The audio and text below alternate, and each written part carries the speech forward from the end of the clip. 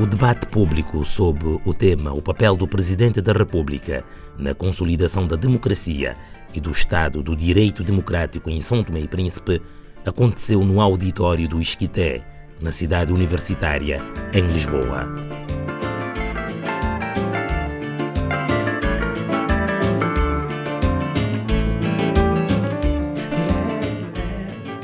A organização do evento foi da responsabilidade do Núcleo dos Estudantes Africanos. Perante uma plateia composta essencialmente por estudantes de São Tomé e Príncipe, o mestre Nuno Silva abordou alguns aspectos do sistema democrático vigente no país e destacou a consolidação da democracia. Nesta questão de consolidação da democracia, há vários aspectos, vários conceitos que se podem levar em consideração para descrever. Eu entendo cingir a minha abordagem especificamente num conceito-chave que é o da unidade nacional. Esta questão de unidade nacional parece-me pertinente na medida em que briga com grandes problemas, tem a ver com grandes problemas que existem em África em geral. Se nós colocarmos a questão de Angola, de Moçambique, por aí fora, encontramos problemas de integração. Devemos colocar a integração em dois aspectos. Um aspecto da integração interna, outro aspecto da integração externa. No contexto da integração externa, tem a ver com a relação entre os países vizinhos, os países mais próximos. A integração interna tem a ver com problemas que vai desde foro psicológico até os outros, que eu prefiro chamar de problemas de mentalidade sociopolítica. Relativamente a esta questão, se colocarmos essa questão ao nível de São Tomé e Príncipe, vemos que há uma aparente sensação que nós ficamos de fora dessa questão. Mas o dia a dia mostra o contrário, mostra que, de facto, nós continuamos a ter problemas que têm a ver pura e simplesmente com a mentalidade. Muitos atores invocam essa questão, muitos artigos, muitas obras já referem a isso. Posso citar a obra do Dr. Espírito Santo. Temos o próprio elemento do elenco governamental, que também já escreveu sobre isso, o Dr. António Afonso Varela, que também escreveu sobre essa questão. E, portanto, nos nossos jornais digitais podemos encontrar muitas indicações nesse sentido. E o que mostra que, de facto, temos situações que revertem ao desfavor do funcionamento da nossa sociedade, que tem a ver pura e simplesmente com a questão da mentalidade. A minha perspectiva sobre isso é que, de facto, temos uma democracia consolidada do ponto de vista formal. A nível do dispositivo institucional, orgânico, portanto, não podemos negar se compararmos com os outros países do mundo. Do ponto de vista prático, do ponto de vista material, prático em concreto, assistimos situações que, portanto, apontam para o contrário. E se tivermos que ser mais rigorosos, colocarmos a questão relativamente aos verdadeiros detentores do serviço do Estado, que são as populações, aí encontramos uma situação um bocado dúbia e paradoxal, na medida em que as nossas velocidades a nível das direções do Estado acabam por fazer com que o resultado que fazemos dê a intenção de que tudo está em funcionamento e está a funcionar bem. E sabemos que, como explicar, se calhar apontando com um exemplo concreto, basta dizer que se for enunciado algum encontro com algum dirigente na diáspora, é possível que o dirigente encontre com os santomenses, mas em número e por uma seleção ou por uma discriminação bastante bem concertada. E no final, o resultado que era difundido ou publicado é de que encontrou-se com toda a gente. Portanto, isso mostra que, do ponto de vista de rigor, é possível que haja muitos santomenses fora daquilo que é de São Tomé e Príncipe. Nuno Silva falou ainda do poder e o papel do Presidente da República de acordo com a nossa Constituição. A competência do Presidente da República, portanto, na República Democrática, predomina-se o regime semipresidencialista do pendor parlamentar. Nesse regime, o Presidente da República tem o viés de um alto magistrado da nação pode decidir de forma, sob forma de decreto presidencial, as suas ações se encontram restritas aos direitos e obrigações, portanto, tendo competência própria, competência quanto aos outros órgãos, competência nas relações internacionais. O Presidente da República detém o poder de veto, com o qual pode destituir o governo a dissolver a Assembleia. Portanto, todavia, o Presidente da República não está absolutamente imune de responsabilidades criminais por crimes cometidos no exercício das suas funções. Deve aceitar a sua substituição nas situações como de impedimentos temporários e outros. Portanto, falando assim de forma muito sintética sobre o poder do Presidente da República, gostava também de fazer uma comparação entre o poder do Presidente da República e o pendor parlamentar, de forma a explicar este último conceito. Este conceito, pendor parlamentar, na minha opinião, reside no limite das competências do Presidente da República em relação aos poderes dos demais órgãos do poder político, com particular relevância para a competência da Assembleia da República, à medida em que muitas das competências daquele órgão do Estado só se procede se tiver a anuência ou aval deste órgão. Ou seja, há certas coisas que o Presidente da República não pode fazer sem haver assentimento, anuência ou então mesmo autorização da Assembleia da República. O papel do Presidente da República é a consolidação da democracia em Santo Tomé e Príncipe. Na minha opinião,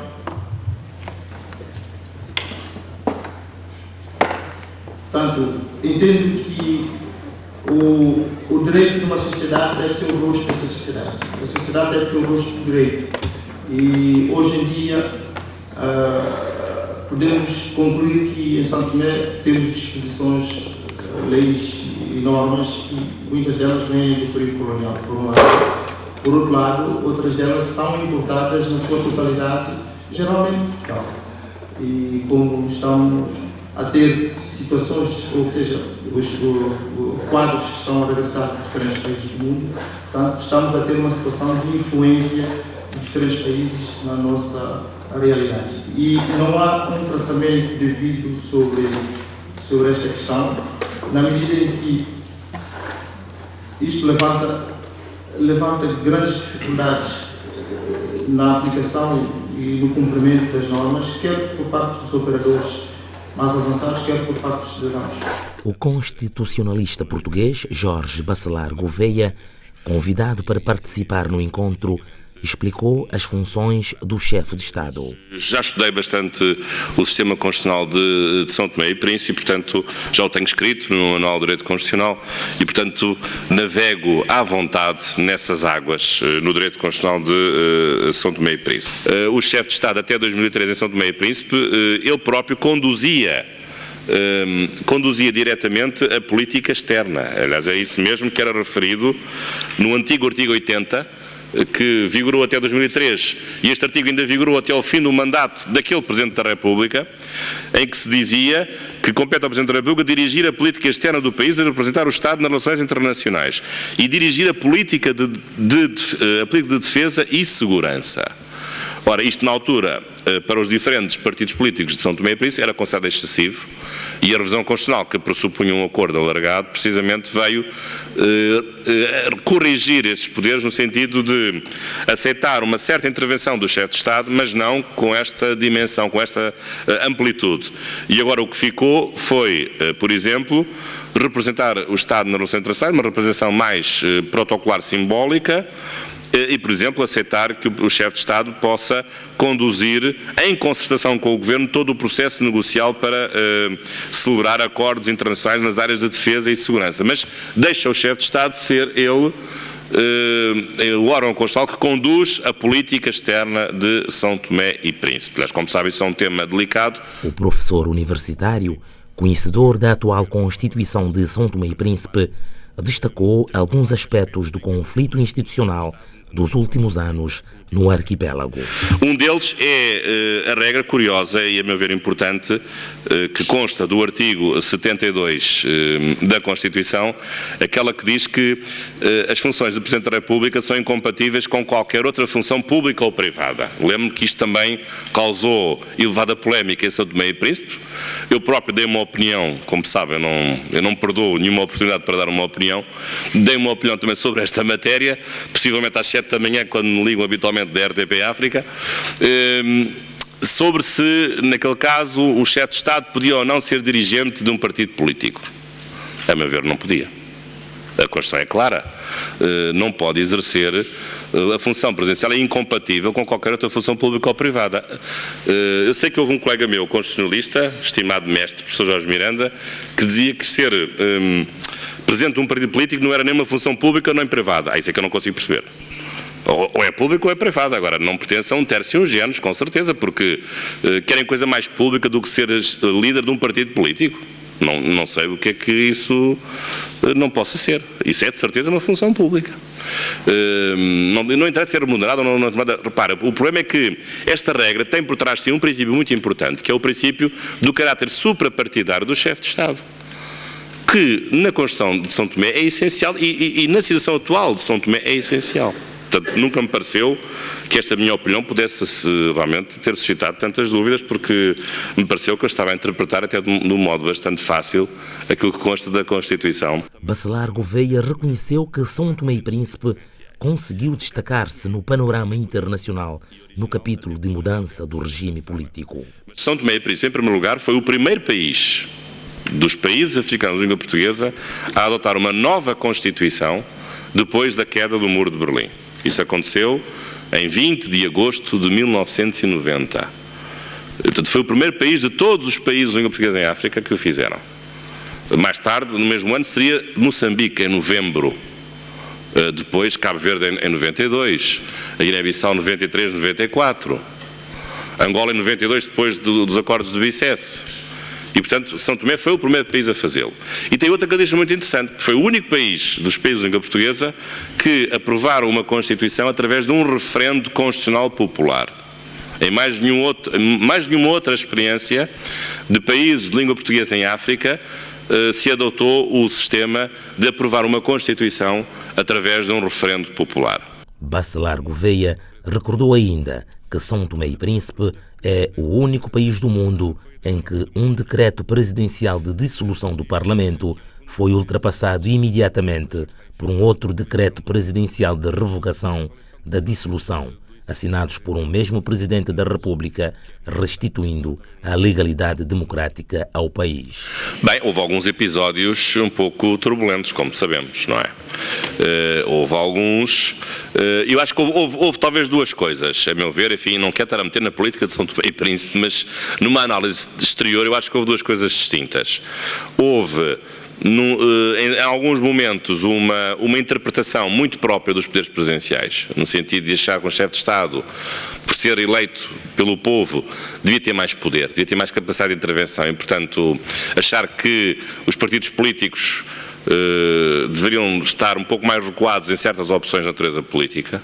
Aliás, o momento mais crítico foi quando ele, tendo estado em Portugal, chegou a São Tomé e não aceitou a revisão constitucional de 2003 que lhe tinha retirado de parte dos seus poderes e ameaçou com uma dissolução, ou dissolveu, depois voltou atrás, que é o caso único na história que eu conheço, um Parlamento que foi dissolvido e depois, passado 3 semanas, o decreto presidencial de dissolução foi revogado. Aliás, até aconteceu mais do que isso. O decreto de dissolução e o decreto de revogação do decreto de dissolução foram publicados no mesmo dia, na mesma página do Jornal Oficial, coisa que eu também nunca tinha visto na minha vida. No período reservado ao debate de ideias, os participantes defenderam a moralização urgente da sociedade são-tomense. Agora, o que é que falta em São Tomé e Príncipe, de facto, é aquela elite, mas não é aquela elite dirigente, não, aquela elite capaz de transmitir valores que pense o país. Esta elite que depois transformar-se-ia numa liderança capaz de mobilizarmos nós e mobilizar as forças ao prol de um bem comum. Esta é que nos falta. Mas porquê é que nos falta esta elite? de facto nos falta é um problema de educação acumulado durante décadas. Eu não me refiro àquela educação que nos dá habilitações académicas ou habilitações literárias, não. Refiro àquela educação que nos transmite valores. Aqui eu saúdo aqui ao professor Eurico Amado, que perfeitamente conhece e sabe do que estou a falar. Muitos também saberão. Porque o que é que nos falta em Santo Tomé e Príncipe? Como se diz normalmente, este é um termo, não levem a letra, mas é aquele que não come uma refeição com o pai à mesa, nunca é capaz depois de transmitir valores aos filhos. E é isto que está a acontecer em Santo Tomé e Príncipe. Um exemplo muito simples. O meu professor, se for deficiente, eu serei deficiente. E o próximo será deficiente. E em Santo Tomé e Príncipe a educação tem sido esta. Refiro-me àquela educação que passa valores. Não existe. Danilo Salvaterra salientou que um líder não é aquele que faz o que o povo quer, mas sim aquele que faz o melhor para o seu povo. O problema não pode se pôr sempre no poder do presidente. É preciso saber utilizar os poderes que tem em benefício de uma causa. E aí é onde está o outro nosso problema. Os poderes existem, eu os tenho ou os quero, mas não sou capaz depois de pô-los ao serviço de uma causa. Aí voltamos à questão da tal educação de valores que não houve. O que eu entendo que é um líder não é aquele que faz o que o povo quer, senão é aquele que seja capaz de fazer o melhor para o seu povo. Porque vou chocar alguns ao dizer isto, mas o nosso problema em Santo Tomé e Príncipe é que, de facto, o nível da ignorância resultante dos 30 anos da incapacidade de se transmitir valores é bastante elevado. Entre os participantes surgiram ainda questões pertinentes. Do ponto de vista constitucional, o que é que o professor Bacelar Gouveia acha da ideia de transformar o nosso Conselho de Estado num Senado? Se seria equilibrado constitucionalmente fazê-lo, sobretudo para condicionar os poucos poderes, mas ainda poderes determinados que o Presidente da República tem de forma formal. Isso do ponto de vista estritamente formal, claro. Outra pergunta, que também tem a ver com os poderes presidenciais. Se seria enquadrável, no contexto São Tomense, no contexto constitucional São Tomense, a criação de assessorias presidenciais a criarem opinião para a governação. Se isso seria constitucional do ponto de vista daquilo que nós temos também na nossa Constituição. Em relação ao Senado, não acho boa ideia, não me agrada essa ideia. Acho que Santo Tomé não tem nem dimensão nem escala. Esta pergunta é do Abílio Neto. Assim, onde é que está? Exatamente, peço desculpa ali. Não é uma ideia que me agrada, enfim, mas isso é a minha opinião pessoal, o São Tomé que sabe e os São Tomenses é que sabem. Não sei se é uma boa ideia, não me parece que isso seja... Embora eu perceba que as eleições partidárias para certas pessoas que já estão cansadas da luta política e que já estão um pouco mais maduras, seja difícil para elas, porque têm que entrar naquela engrenagem e às vezes não se querem queimar nem sujeitar às regras que às vezes não são muito salutares de uma disputa política ou partidária. Eu compreendo isso, mas o Senado é capaz de ser demasiado forte. Depois a questão das assessorias presidenciais, não vejo nenhum inconveniente, as assessorias fazem parte de serviços que a Presidência da República pode ter. E a Presidência da República deve ter capacidade para estudar tecnicamente os assuntos e deve ter assessores e, portanto, desse ponto de vista não me parece que haja qualquer inconveniente. Os santomenses que participaram na conferência aplaudiram a iniciativa dos estudantes do Esquité. Normalmente nós santomenses fazemos muito mal a reflexão e aqui tentou-se refletir e fez um esforço nesse sentido. E já se pode tirar algumas conclusões relativamente àquilo que é essencial que nós alteremos para que tenhamos um país melhor. Do ponto de vista estritamente, enfim, reflexivo, académico, de grande interesse, com um interveniente são tomense e outro português, o português especialista na matéria. O São Tomense é uma pessoa que está habituada a escrever sobre temas da nossa realidade política e social, com bons aportes, com muito boa opinião, e depois toda a plateia, enfim, como sempre, muito emocional a entrar nos temas, não é? Mas emocional, mas com todo o sentido daquilo que é a crítica que deve ser feita ao atual momento político que nós vivemos. A organização faz um balanço positivo e acredita ter elucidado os presentes com o tema em questão. E o balanço que eu posso fazer é extremamente positivo, uma vez que se viu a participação das pessoas à volta da discussão do tema e também a apresentação dos conferencistas. Eu creio, e no meu ver foi bastante elucidativa, e eu creio que as pessoas saíram daqui, os são tomenses saíram com uma perspectiva daquilo que deve ser o papel e as competências do Presidente da República, uma vez que costuma-se, na minha opinião, confundir a opinião pública naquilo que constitui o papel e as competências do Presidente da República. Eu creio que as pessoas que vieram para esta conferência, a partir de agora, têm uma formação de opinião à volta daquilo que deve ser o papel do Presidente da República. Isto vai ajudar para a eleição do próximo Presidente da República, porque costuma-se ver aqui nas discussões e nas reuniões em que os vários candidatos têm feito e têm promessas que não estão no âmbito da competência do Presidente da República, e creio que as pessoas que estiveram presentes vão saber passar a mensagem de que realmente o Presidente da República é uma figura de extrema importância para a vida do país, mas que não tem uma ação governativa,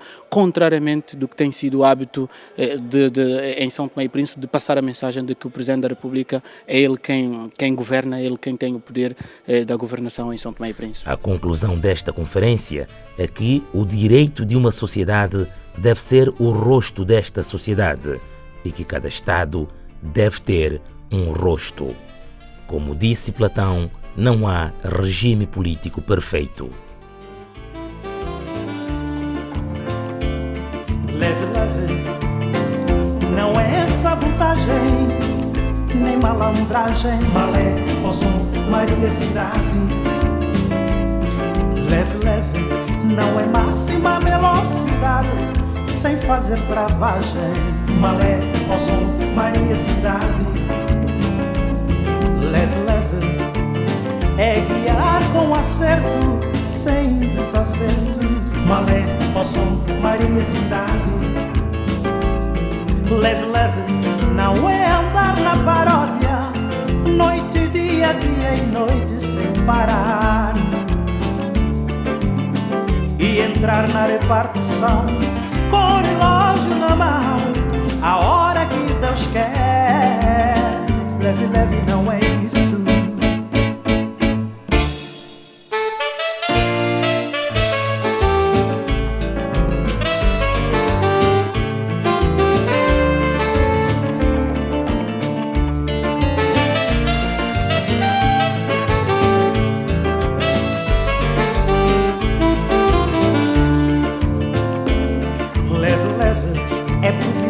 Que traz sempre prudência, com muita conveniência. Malé, Poçom, Maria, cidade.